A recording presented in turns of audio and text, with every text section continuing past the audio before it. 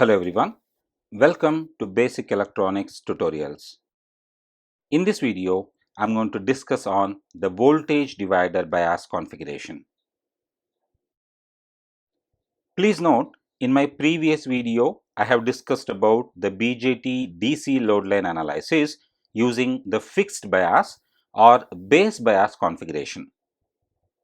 In that video, we found that the values of the Q point coordinates, which are ICQ and VCEQ, are a function of the current gain parameter beta of the transistor.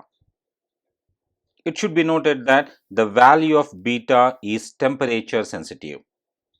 Particularly for silicon based transistors, the actual value of beta is usually not well defined.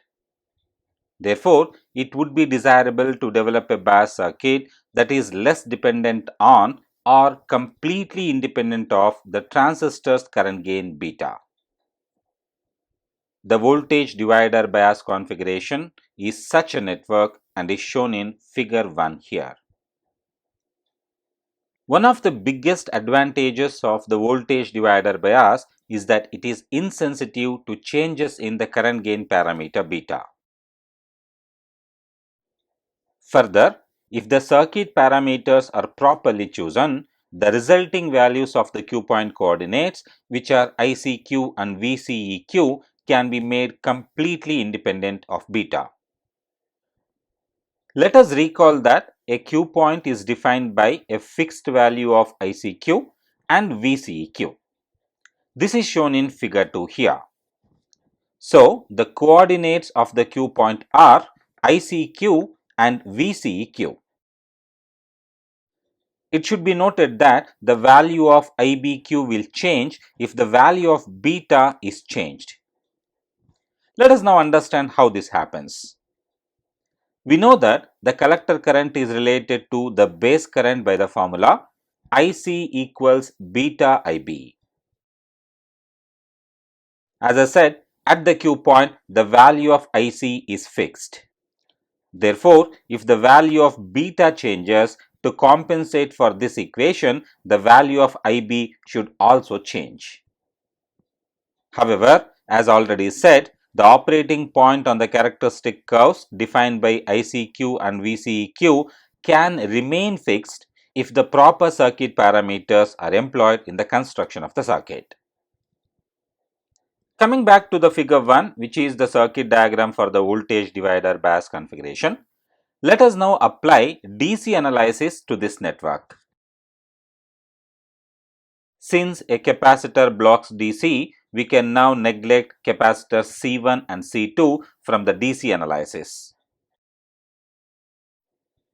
Further, let me now split this part of the circuit and connect VCC independently to this terminal of R1 and the other terminal across RC. This modified circuit is shown in figure 3 here. Please note, we have now neglected the capacitors at the input as well as output, and the supply voltage VCC is now independently connected across R1 and RC. Let us now consider the input side network of the BJT.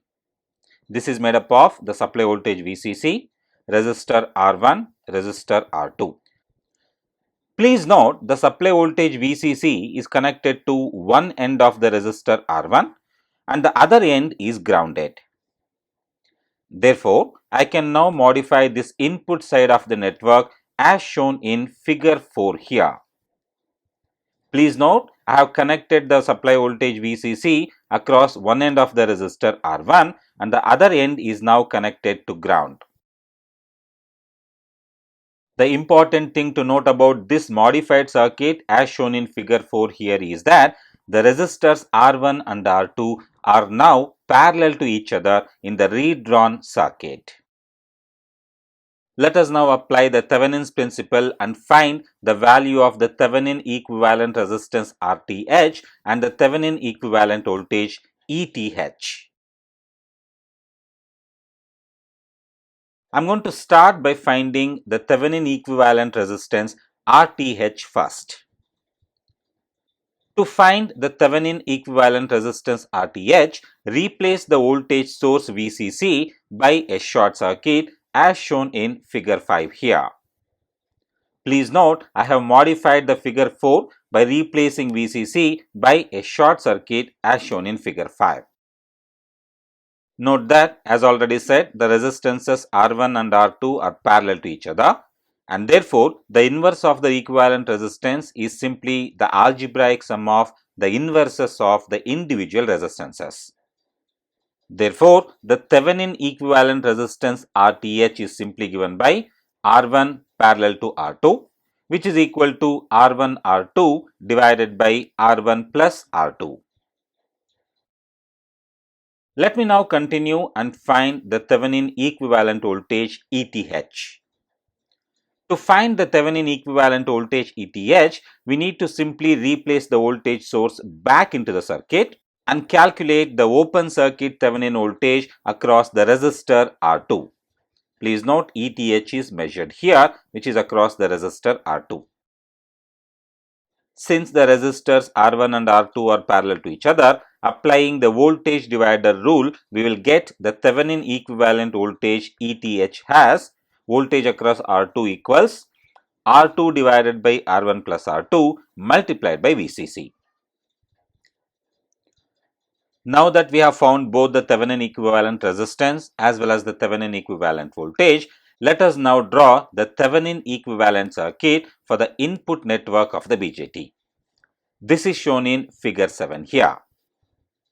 You should note that the voltage VCC is now replaced with the Thevenin equivalent voltage ETH, and the resistors R1 and R2 are replaced with the Thevenin equivalent resistance RTH.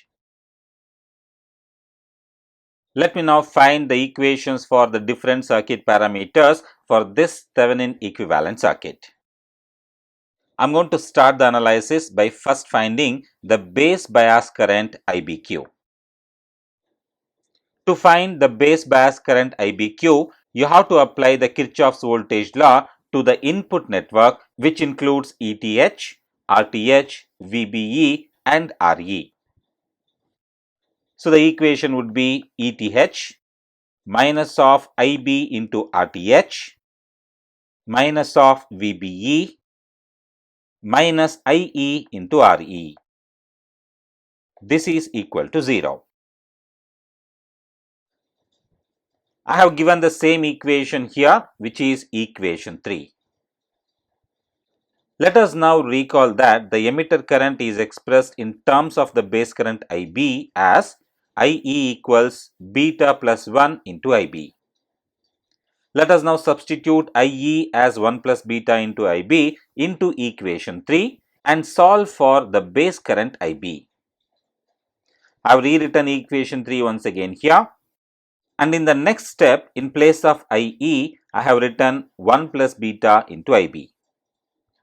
Please note, in this equation, we also have another expression which is IB into RTH.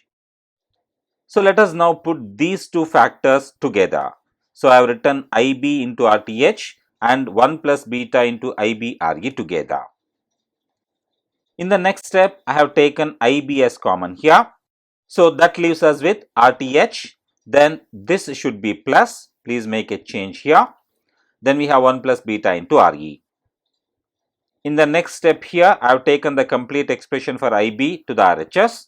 So it will be ETH minus VBE equals IB into RTH plus 1 plus beta into RE. Therefore, the expression for the base current, which is the base bias current IBQ, is given by ETH minus of VBE divided by RTH plus 1 plus beta into RE. Once the value of the base bias current IB is found, we can now find the collector current IC by using the equation IC equals ICQ, which is equal to beta IB. Please note, we have found IB as IBQ, therefore IC will be ICQ. Let us now continue and try to find the collector to emitter voltage. And to find the collector to emitter voltage, let us apply KVL to the collector to emitter loop. You should note the collector also has a resistor which is RC, and here we have VCC. And this is the collector to emitter voltage. So when I apply KVL to the collector to emitter loop, the resulting equation would be VCC equals to VCE minus of IC into RC plus RE. Let us now rearrange this equation for VCE. So VCE would be VCC minus of IC into RC plus RE. You should note this is VCEQ. Please note equation 5 is for ICQ and equation 6 is for VCEQ. So we have now found the coordinates of the Q point. Let me now show you how to find the voltages at the terminals of the BJT. For example, the voltage from emitter to ground, which is VE, is given by VE equals emitter current IE multiplied by the emitter resistance RE. In a very similar fashion, if I want to find the voltage at the collector terminal, I need to find the voltage across collector and ground. Let it be represented by VC. Let me very quickly draw the collector resistance here. The collector voltage is measured here. Let me represent it by VC. And the voltage at the collector terminal is obtained by the expression VCE, which is the voltage across the collector and emitter terminals, equal to voltage across the collector terminal VC minus of voltage across the emitter terminal VE. Therefore, I can write the voltage at the collector terminal as VCE minus VE. In an alternative method, I can also find the collector voltage simply as VCC minus of IC into RC. This is given in equation 9 here. And lastly, let me find the voltage at the base terminal, which I will call it as VB. The voltage from the base to ground is given by VB equals, if you simply apply KVL, you will understand it is ETH minus of IB into RTH. This is one way where I have used this path, which is base to ground. In the alternative path, if I take the same base terminal, but I take this ground, the alternate ground, the equation would then be VB equals VBE, which is the voltage across the base to emitter junction, plus the voltage across the emitter terminal, which is VE. This is given in equation 11 here. Well, with that, we have come to the end of this video on voltage divider bias configuration. In my next video, I will be using the concepts of the voltage divider bias configuration to discuss the principle of operation of a RC coupled amplifier circuit. So, stay tuned. If you found this video to be informative, kindly like and share this video and subscribe to my channel for more tutorials on basic electronics. Thank you for watching. Have a good day.